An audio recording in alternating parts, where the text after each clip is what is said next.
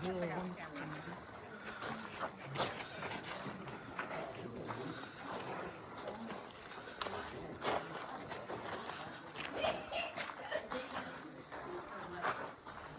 right, folks, you can take a few steps. Right there, a few steps. Forward. Closer, get into the sun.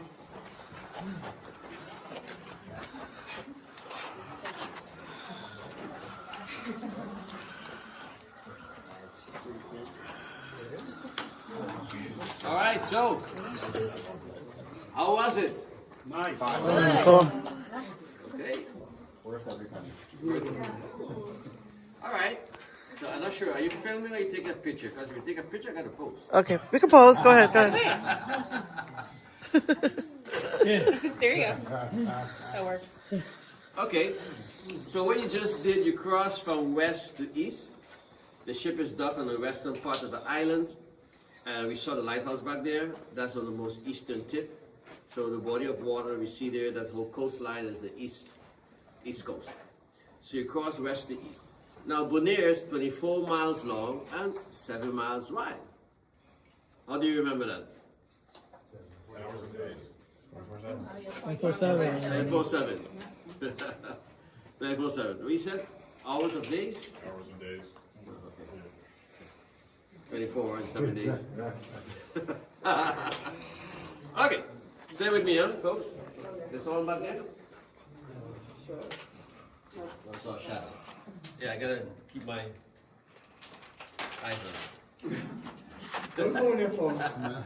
Okay, so 24/7, and we got about 24,000 inhabitants on the island. And it fluctuates, so 24-ish, you can say it fluctuates quite a bit because since 2010, that is October 10, we refer to the year as 10-10-10.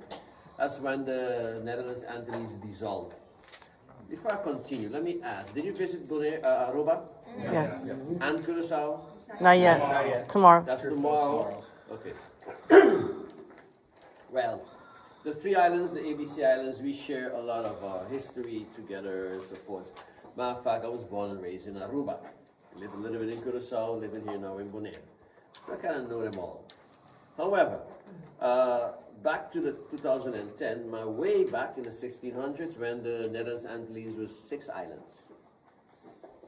Aruba, Bonaire, Curacao, St. Martin, Saba, and Statia.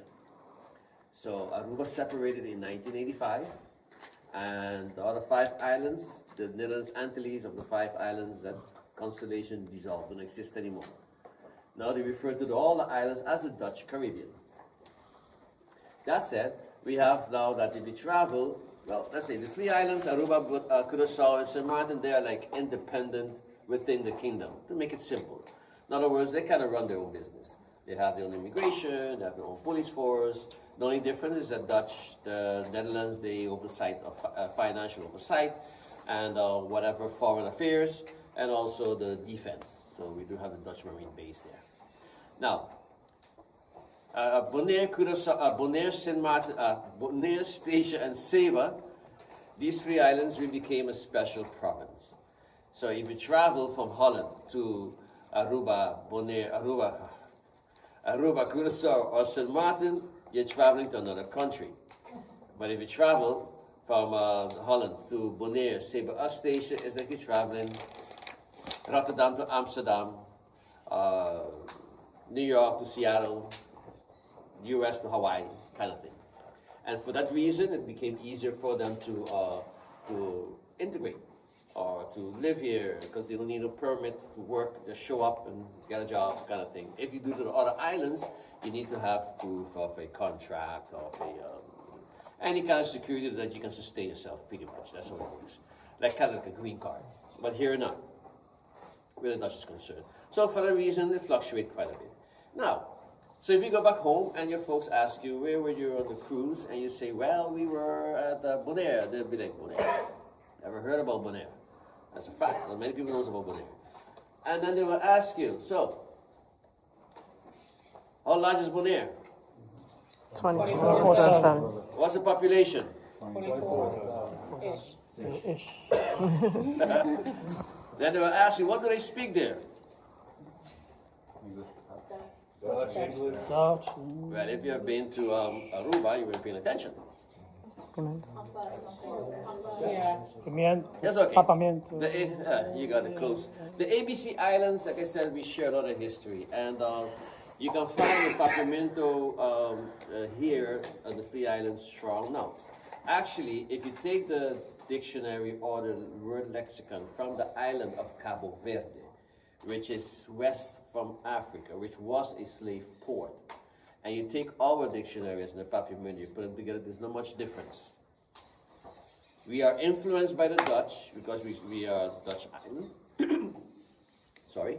And also we are pretty much influenced by the Spanish because we're just 90 miles away. Matter of fact, growing up here, most of us can speak the full languages.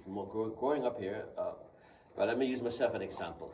In Aruba, I grew up in an area where they spoke English, where the refinery was settled, and you had a lot of the, the folks on different islands came down and worked there. So I grew up speaking English at home. In school, it's a Dutch education system is Dutch. That's all you get. 5th grade, you get the other languages, yes. And the Spanish, growing up as little kids back then, we had no cable, so we just had 2 channels from South America, and everything was translated, from the Jetsons to the Flintstones, to Popeye, Scooby-Doo. They all translated. So that's how we grew up, and that's how we kind of pick up on the Spanish. And then the Papiamento I was busy explaining. Because of the slaves and mixed with Portuguese, and we are so close by also with the Indians, because there are some Indian words also in our Papiamento, and because we are so close to South America also, it influenced the Papiamento. So to make it simple, a simple example, the word house in Spanish, casa. Mm-hmm. They write it in Spanish with a C-A-S. And we refer to cas as in with a K-A-S, and that because of the influence of the Dutch. That's pretty much how it works. Okay, so class dismissed. Now, leaving from here, we're going to go into the cave a little while, but leaving from here, we will be headed towards the lighthouse. And the lighthouse, as you have noticed, it's all the way on the eastern tip of the island, very sharp, jagged coral rocks. Vehicles cannot get up there. So what we will do as guides, we will ask you for your phone. You'll be doing this. And we'll be glad to take a picture of you with your phone, of you on the vehicle, on the ATV or in the buggy with a lighthouse in the background. Cool. Yeah, I know I'm nice, thank you. Follow me. You want to hold it a little? No? Well, maybe you want. Is this a watch where I'm going?